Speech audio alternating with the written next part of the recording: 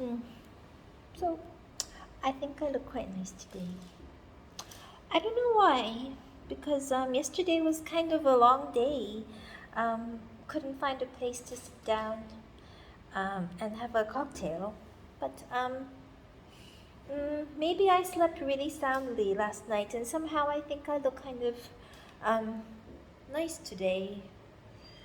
Um, so my Cult Beauty package I ordered from London arrived in like a couple of days. I think I ordered it on Wednesday or Thursday, and it got here already. And today I have on like a color that's lighter, maybe a little one shade lighter than my natural lips. And it's the look at this. It's the Charlotte Tilbury.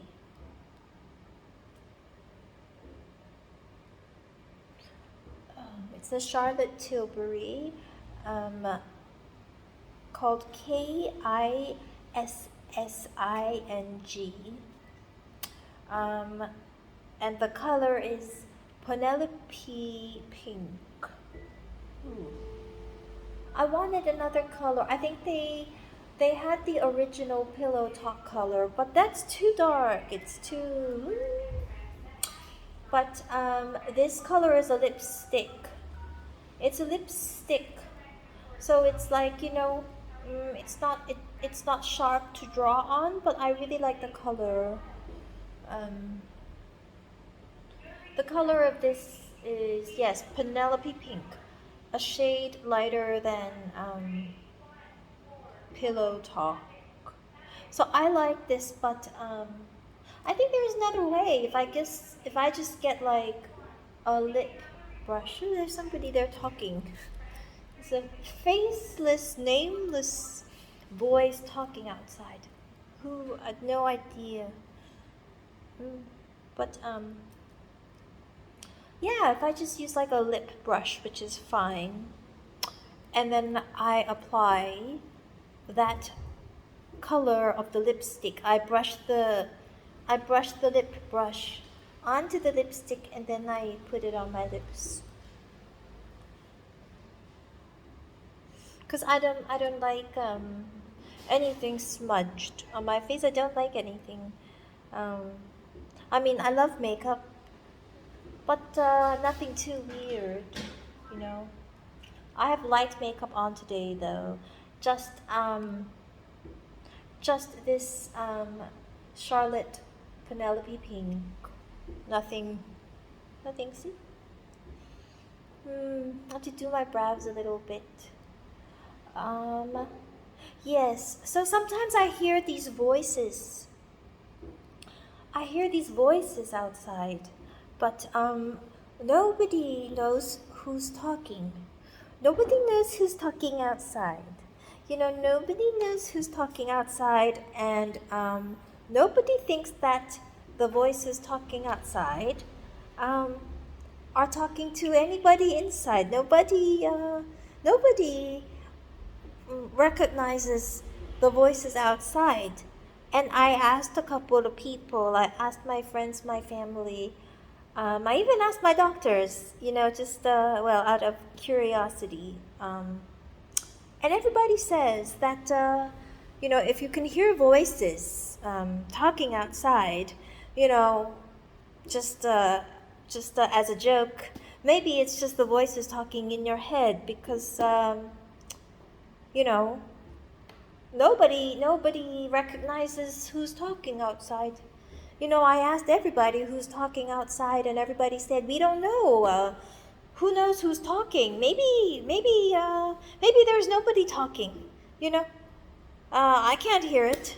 I can't hear the voice. Maybe you can hear a voice, but it's a faceless, nameless voice.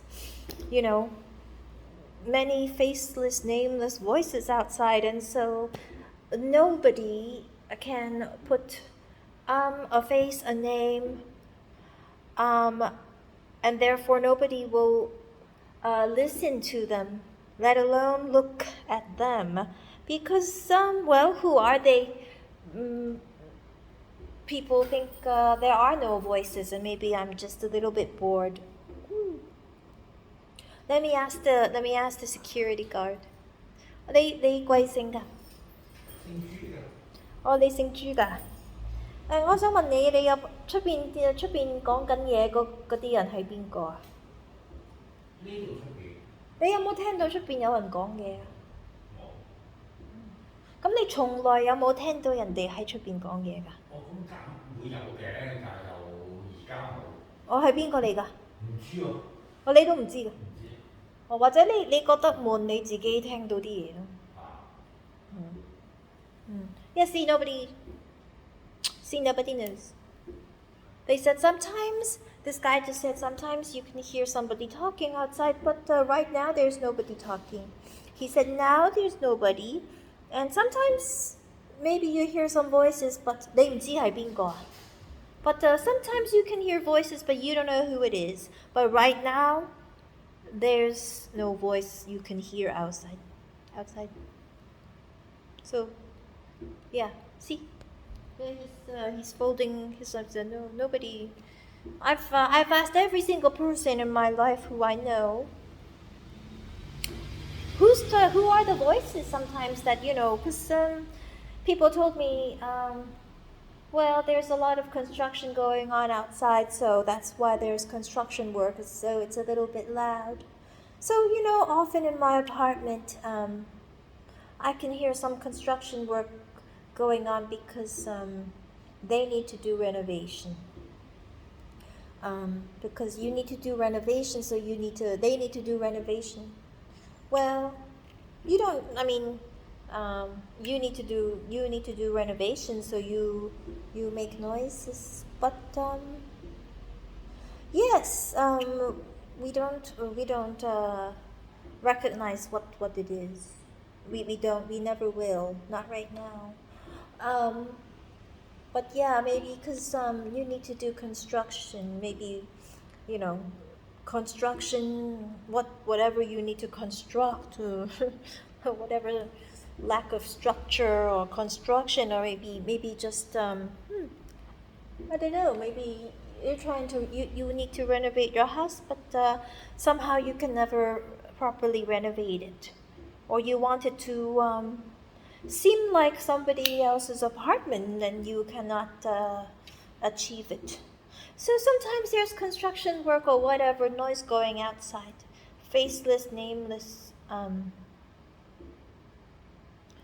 And nobody I know will tell me. I even ask the strangers outside sometimes, nice people that you come across on the streets. And I asked them, hey, who's the guy talking over there? They said, nobody knows. Nobody will tell me. Nobody will tell me. And honestly, who wants to know the name of the construction worker trying to renovate his apartment, your apartment? You need to renovate your apartment, and you can never stop. And who wants to know? I thought about it. Everything that's true in the world is for us to know, and what is false or what are people you don't know, you don't care to know, and you don't want to know. Therefore, are things you never have to know. The people who love you don't want you to know. The people who love me don't want me to know anything. I don't need to know, right? If I love somebody, I don't want them to know things that are nonsense that they don't need to know. So anybody who loves me doesn't want me to know nonsense that I don't need to know. And I don't know what I don't know. And we all don't want to know what we don't want to know. And therefore, I never will know I never will know what there is, what there isn't to know. I will never know nonsense, because people only tell you the truth. People don't tell you lies. If people, if there are construction workers outside talking about complete farcical nonsense, then there's nothing to know, right? People who love you, people you know, only tell you the truth. People don't tell you lies. So if the only things I don't know are lies, then there's nothing more for me to know. I love my mommy, my daddy, my friends, my fans, and I know nothing else. I know my mommy loves me. I know my daddy loves me. Well, I know my daddies love me. My friends love me. My fans love me, um, and I know and I will know how they will keep taking care of me. So there's nothing more to know. There's nothing more to know. And if there are just a few people in the entire world who know nonsense, who know something that's, complete lies, then we'll never know them, and nobody can tell me something that's a lie. And I don't want to know something just in order to know things, people or things that I don't wish to know. So that's why the way it works is that I don't want to know. I don't want to know, and people who love me don't want me to know. And that's because there is nothing to know. Yeah, so I'm like, going off on a rant right now. I don't want to sound like a silly person. This week I did listen to things of, I did watch some things of substance. I subscribed to the Washington Post, and almost every night I watch the virtual shows known as the Washington Post Live. And this week I watched a couple of really interesting ladies talk on live. First there was Marguerite Vestager. She's the head of cybersecurity for the European Union. That's her name, Margaret Vestager. Let me throw out a couple of facts. Because I'm still alive. Okay, I'm still alive. So I'm back here and I'm still doing the talking. So this week I watched Margaret Vestager, or better pronounced as Margaret Vestager. She's out in Brussels, European Union, so she's part of the government, and she heads the cybersecurity. And she gave some pretty interesting comments. I think the main thing she said, her main thesis was that, the European Union is careful about letting loose companies who don't pay enough taxes, technology companies paying a sufficient level of taxes to the European Union. And there's the same situation going on in the OECD. And the OECD, of course, as we all know right now, is trying to set up a system OECD-wide, which stipulates that every member of the OECD, every country who is a member of the OECD has to pay a minimum global tax of exactly 15%. And they're trying to implement that. And I think actually even some people in the United States, I think the Secretary of the Treasury, Janet Yellen, had spoken about it after this potential regulation got announced. And speaking about the show that Vestager was on this Monday or Tuesday on Washington Post, she said what the OECD is planning to do is, of course, separate from her particular wishes for tax implementation across technology companies that deal with the EU. So that's the main thing she said, and it's very interesting just listening to what people have to say. And then the next night, I watched another show which hosted live U.S. I think it's Secretary of Commerce, Gina Raimondo. And she's very interesting. Like me, she went to Harvard. And yes, I'm still alive and I'm still the one doing all the talking. And I can associate, I can understand her because she went to Harvard. She was, I think, a Rhodes Scholar. She got 2 degrees, one at Oxford and then another, I think, also a master's degree, I think back at Harvard or at Oxford. And of course, now she's Secretary of Commerce. And I read before that she used to be like governor of Rhode Island. So I watched the Washington Post Live host her. And she also gave, kind of like a lecture. She was talking on Washington Post on the show, on the video. She was hosted by them. And well, she didn't have one main theme, but she covered a number of things. She wanted to leverage the labor force of the United States and allow them to get better skills and also have women acquire equal skills to men. And she talked about wages, and then she talked about requiring a lot of, even institutions, different systems to work together, including companies, of course, which, deal have things to do with her role. Yes, and then another night this week on Washington Post Live, and yes, I'm still alive, so I'm doing the talking, and yes, I'm still very happy. I'm still very happy, and unfortunately, I'm still alive, and I'm still doing the talking, and I'm very happy, and thinking of all my friends from Harvard, and followed by MIT. The third show I watched this week, which was Of Substance. And let's say there are 3 things to say today. And the third thing then is I think I watched a show hosted by the Washington Post Live about the state of education in the United States. Yes, it's still me and it's my very sharp face.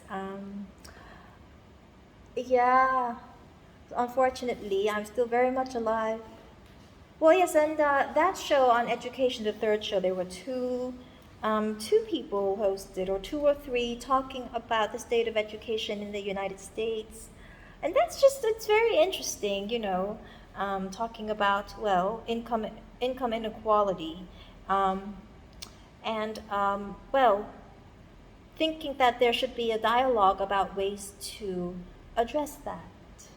So unless you're able to cover all these things and then also deliver them with no preparation as efficiently and eloquently as I do, then unfortunately I'm still the only one who's alive.